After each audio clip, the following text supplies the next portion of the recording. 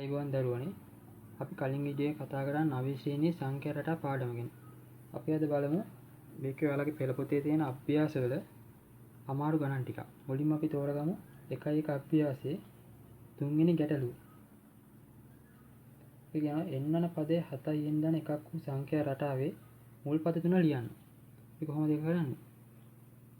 n දන 7න් දන 1 කියලා අපිට සාධාරණ පද දීලා දෙනවා. ඒකට 1 2 3 ආදේශ කළා අපිට උත්තර ටික මෙහෙම ගන්න පුළුවන්.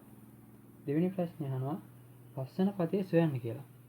ඒ කියන්නේ පස්වෙනි එන උත්තරේ මොකද්ද කියලා තමයි අපෙන් අහන්නේ. එතකොට අපි n සමානයි 5 ආදේශ කරලා තමයි මේ උත්තරේ ගන්නෙ. උත්තරේ අපිට ගන්න පුළුවන් 36යි කියලා. 36 වන්නේ කීවෙනි පදයේද කියලා අහලා තියෙනවා. එතකොට 36 සමාන කරන්න ඕන අර අපිට දීලා තිබ්බ සාධාරණ පදයට. එතකොට උත්තරේ එනවා n සමානයි 5යි කියලා. හතරවෙනි කොටස n දන 1 වන පදය n ඇසුරෙන් දක්වන්න. එතකොට අපිට කොහොමද කරන්න තියෙන්නේ? n සමාන n වෙනුවට අපි ආදේශ කරන්න ඕනේ n දන 1.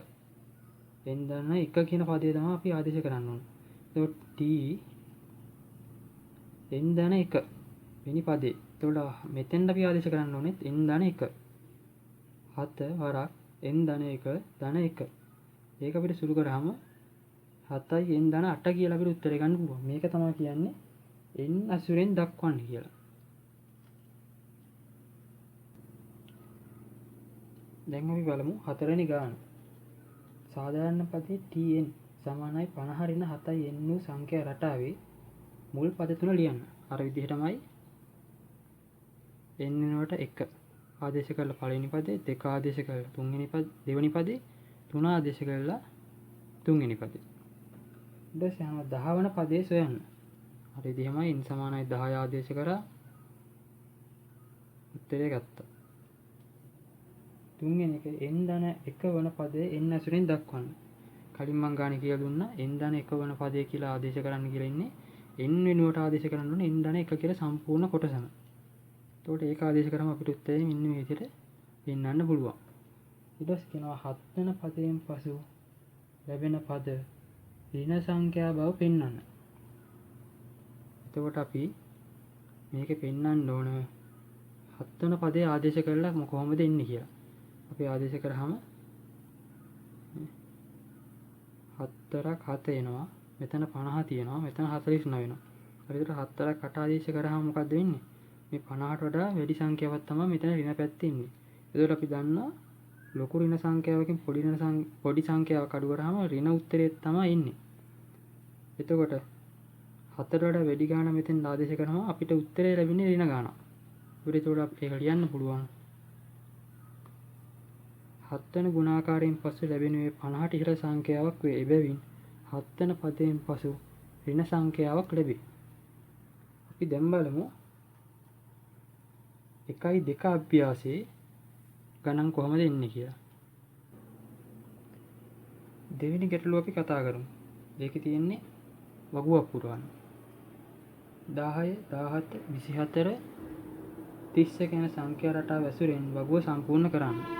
ඒකට අපිට මෙතන පේනවා මේ මෙතන සංඛ්‍යා ටික දාලා තියෙන සංඛ්‍යා රටාව දාගෙන තියෙනවා. ඊට පස්සේ රටාව ගොඩනැගී ඇති ආකාරය. මේ පැත්ත පුරවන්න තියෙන්නේ මේ විදිහට. කොහොමද ඒක කියන්නේ? පළවෙනි 10 බලමු. 10 සංඛ්‍යාව බලමු හැදිලා තියෙන්නේ කොහොමද කියලා. 4ක් 1. එතකොට යාලා දීලා දෙනවා 4ක් 1 කියලා දීලා දෙනවා. ඒකට 4ක් 1 7යිනේ. 10 හැදෙන්න තව 3ක් අඩුයි. ඒ තුන එකතු කරාම තමයි 10 හැදෙන්නේ. ඊට පස්සේ 17 4 2. ඒකට එකතු කරනවා 3ක්. එතකොට 17 හැදෙනවා. අන්න ඒ විදිහට මේක පුරවගෙන යන්න තියෙන්නේ. එතකොට මෙතන කියනවා n වන පදය. ඒ කියන්නේ tn කියලා අපි දන්නවා. එතකොට මෙතන අපි මෙතන 1 2 3 දැම්ම වගේ n වන පදයට අපි දාන්නේ මොකද්ද? n. එතකොට අපි නොදැනීම මේ වගුවෙන් අපිට මෙන්න මේ සංඛ්‍යා රටාවේ සාධාරණ පදය ඇවිල්ලා. ඒක තමයි වගුව දීලා ඔයාලගෙන් බලාපොරොත්තු වෙලා තියෙන්නේ. අපි බලමු මේකේ තුන්වෙනි ප්‍රශ්නේ බලමු. තුන්වෙනි ප්‍රශ්නේ අපි C කොටස බලමු. මම හිතනවා ඒක කතා කරන එක හොඳයි කියලා.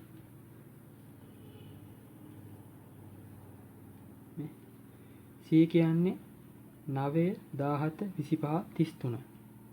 මේකේ මුලින්ම අපි හොයන්න ඕන පොදු අන්තරය 8යි.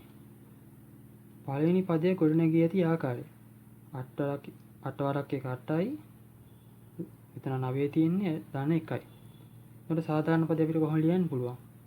tn සමානයි මෙතන 1 වෙනුවට n දැම්මා 8යි n ධන 1. ඒ විදිහට අපි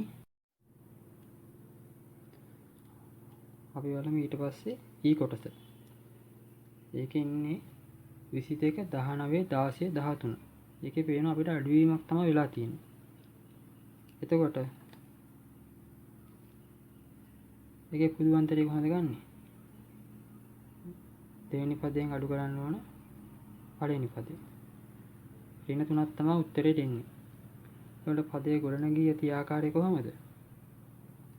මෙතන අපිට ඇවිල්ලා තියෙන්නේ එතකොට මෙතන ඍණ 3 වරක් එක කියලානේ අපිට ගන්න වෙන්නේ ගුණාකාරයක් විදිහට. එතකොට ඍණ 3 තමයි උත්තරේ එන්නේ. මෙතන පළවෙනි පදේ 22 හින්දා මොකද්ද වෙලා තියෙන්නේ? 25න්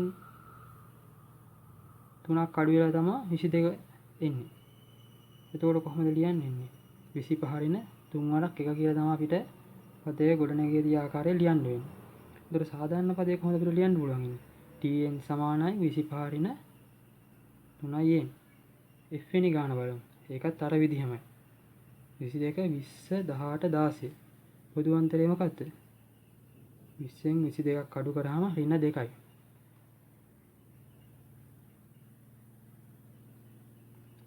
පදයේ ගොඩනැගී ඇති ආකාරය 24 අඩු වෙනවා දෙවරක් 1. දෙවෙනි ගාන දෙවෙනි එකෙන්නේ 24න් අඩු වෙනවා දෙවරක් 2. එතකොට අපිට සාධාරණ පද ලියන්න පුළුවන් කොහොමද? tn සමානයි 24 ඍණ 2යි n කියලා. අපි දැන් යමු ඔයාලගේ 1යි 3 අභ්‍යාසයට. ඒකේ දෙවෙනි ගාන අපි සාකච්ඡා කරමු.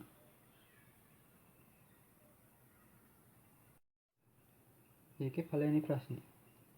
කපන ලද දිගෙන් අඩුම කැබලි 3 දිග අනුපිළිවෙලේ ලියන්න.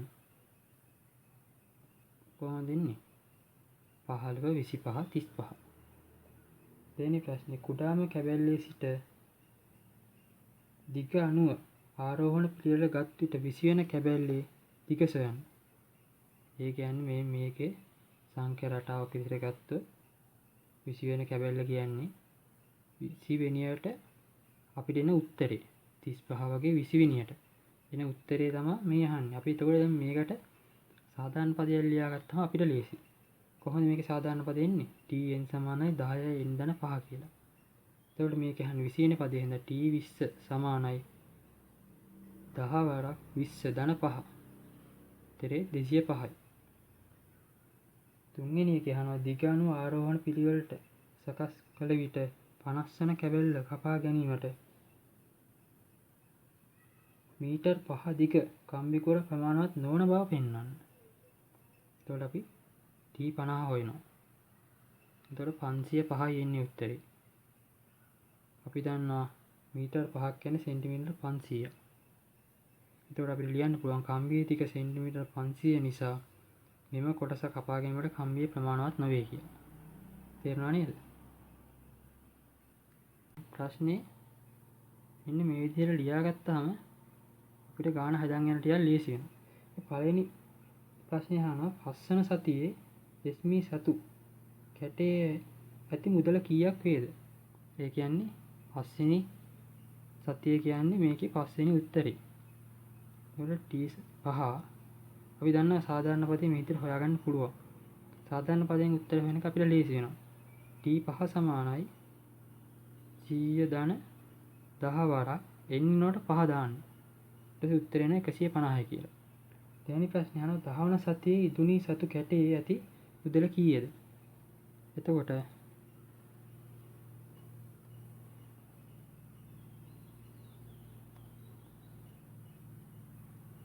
tn සමානයි 100 ධන 5යි n.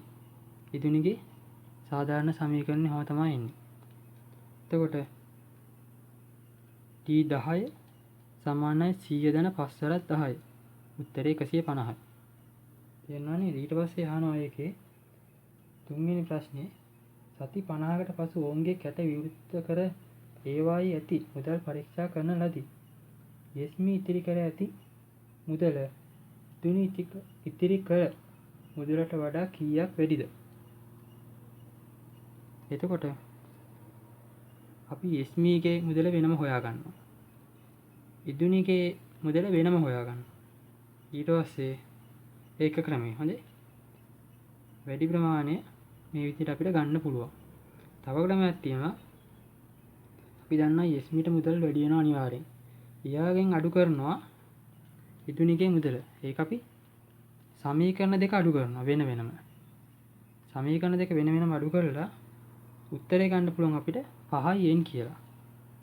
මේ වගේ 5යි n කියලා ගන්න පුළුවන්. ඒකල්ල වැඩි ප්‍රමාණය අපි 50 n සමානයි 50 කියන්නේ 50 වෙනි සතියනේ. අපෙන් අහන්නේ. එතකොට n සමානයි 50 ආදේශ කරාම අපිට උත්තරය ගන්න පුළුවන් 250 කියලා. ඒ ක්‍රම දෙකෙන්ම උත්තරය ගන්න පුළුවන් අපිට. අපි කතා කරමු ඔයාලගේ මිශ්‍ර අභ්‍යාසය. ඒකේ පළවෙනි ගණන නම් ඔයාලට කියලා දෙන්න ඕනේ. ඔය ගණන් ගොඩාක් කරා. අපි බලමු ඒකේ දෙවෙනි ගාන ඉඳලා. දෙවෙනි ගානේ පළවෙනි එක බලමු. ඍණ 3 1 5 9. අපි දන්නා පොදු අන්තරය ගන්න පුළුවන් මේ විදිහට. උත්තරේ Tn සමානයි 4යි ඍණ 7. මේවා හදන්නේ අපි වීඩියෝ එකේ මුලදී සාකච්ඡා කරලා වල උත්තරේ හරිද කියලා බලන්න තමයි මේක වැඩිපුරම දැම්මේ. මේ 0.48 12. පොදු අන්තරය 4යි. මේක වැලු බලනකොට ඔයාලට හිතෙන්න පුළුවන් 4යි n කියලා උත්තරේ දාගෙන ගියාම හරිනේ කියලා. මට ඒක වැරදි. මොකද මෙතන ආදේශ කරලා බලන්න n සමානයි 1 දැම්මහම 4යි n නම් උත්තරේ 4ෙන් තමයි පටන් ගන්න ඕනේ. ඒනොනේ මේ පටන් ගෙන තියෙන්නේ බිඳුවේ. ඒ කියන්නේ 4ෙන් තව 4ක් අඩු වෙලා තමයි සංඛ්‍යා රටාව පටන් ගන්න තියෙන්නේ. ඒකට උත්තරය අපිට ගන්න පුළුවන් Tn සමානයි 4යි n ඍණ 4 කියලා. තුන්වෙනි එක බලමු අපි. භාගේ එකහමාර 2 2හමාර. පොදු අන්තරය ඇවිල්ලා භාගේ. උත්තරය ගන්න පුළුවන් අපිට භාගයයි n ධන 1 කියලා. බලමු හතරවෙනි ගාන. ඍණ 6 3.3. පොදු අන්තරය ධන 3යි. උත්තරය ගන්න පුළුවන් Tn සමානයි 3යි n ඍණ 9 කියලා. ඒකේ දීලා තියෙනවා අපිට තුන්වෙනි ගැටලුව. 42 36 30 24 යන සංඛ්‍යා රටාවේ සාධාරණ පදය 6 වරක් 8 ඍණ n බව පෙන්වනවා. සාමාන්‍ය විදිහට හදාගෙන යන්න දෙන්නේ අපි මේ විදිහට සාධාරණ පදේ හොයා ගන්න ඕන. එතකොට කොහොමද සාධාරණ පදේ ඉන්නේ අපිට? Tn සමානයි 48 ඍණ 6යි n කියලා. නේ? මෙහෙම එන උත්තරේ අපිට පුළුවන් 6 8 ඍණ n කියලා 6 පිටතට ගන්න පුළුවන් වෙනවා. මේකම තමයි මේ තියෙන්නේ. 6 වරක් 8 48යි ඍණ 6 වරක්ෙන් 6 වරක්කින් අපිට මේ විදිහට උත්තරේ ලියන්න පුළුවන්. ඒක තමයි මෙයාලා බව පෙන්වන්න කියලා තියෙන්නේ. ඒතකොට උත්තරේ අපි ලියන්න ඕන Tn සමානයි මෙන්න මේක කියලා. අපි බලමු හතරවෙනි ගාන.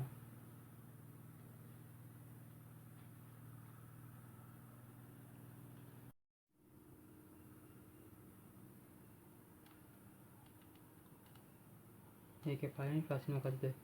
දෙවෙනි අවුරුද්ද ආරම්භයේ ඔහුගේ මාසික වැටුප කීයද? එතකොට 25000ට එකතු වෙන්න ඕන 2400. උත්තරේ 27400. දෙවෙනි ප්‍රශ්නේ මුල් වසර 3 උදිතගේ මාසික වැටුප වල අගයන් වෙන වෙනම ලියා දක්වන්න. 25000 27400 29800. තුන්වෙනි එක n වන වසරේ වැටුප දැක්වෙන ප්‍රකාශයක් එන්න ඇසුරෙන් දක්වන්න. අපි දන්නවා දැන් මේකේ මෙයාට මුලින් හම්බුණා 25000. ඊට පස්සේ ඊළඟ අවුරුද්දේ ඉඳලා තමයි 2400 ගාන එකතු වෙගෙන යන්නේ. ඒකට පළවෙනි පදයට අපිට 2400 එකතු වෙන්නේ නැහැ නේ. ඒතකොට මෙතෙන්දී අපිට ලියන්න පුළුවන් 25000 ධන 2400 වරක් n ඍණ 1 කියලා. මොකද මෙතන අපි n දැම්මොත් 2400 එකතු වේ 2400 එකෙන් වැඩි වෙනවා.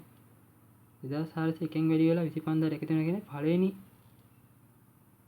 පළවෙනි පදේටම 2400ක් එකතු වෙලා. ඒ උනට එහෙම නෙවෙයි වෙන්නේ. දෙවෙනි පදේ ඉඳලා තමයි 2400ක් එකතු වෙන්නේ. එතකොට n ඍණ 1 කියලා තමයි අපි මෙතෙන්ද දාන්න ඕන. ඒ කියන්නේ 25000 ධන 2400 වරක් n ඍණ 1 කියලා තමයි අපිට උත්තරේ ගන්න ඕන. තේරෙන්නේ නැතිනේ දැන් මෙතෙන්ද 1 දැම්මොත් මෙතන බිංදු වෙනවා. එතකොට 2400ම බිංදු වෙනවා. එතකොට උත්තරේ 25000. 2 දැම්මා කියන්නේ දෙවෙනි පදේ n සමාන 2 දැම්මා කියන්නේ. එතකොට දෙකෙන් එකක් අඩු වුණාම 2400යි. එතකොට 25000ට එකතු වෙන්න ඕන 2400. එතකොට මේ ගාන එනවා. අන්න ඒ විදිහට තමයි එන්නේ. එතකොට උත්තරේ එන්න ඕනේ මෙන්න මේ විදිහට. එතකොට උත්තරේ tn සමානයි 25000 ධන 2400 වරක් n ඍණ 1 තමයි උත්තරේ. මේක ඊට පස්සේ අහනවා පස්වන වසරේ ඔහුගේ මාසික වැටුප ඉහත තුනේදී ලබාගත් ප්‍රකාශය ඇසුරෙන් සොයන්න කියලා. අපි ප්‍රකාශයක් හොයාගත්ත මේක පස්වෙනි වසර T5 25000 ධන 2400 වරක් 5 ඍණ 1 උත්තරේ 34600. හරි අපි ඊළඟට දීමේ සංඛ්‍යා පාඩමෙන් හම්බෙමු. ස්තුතියි.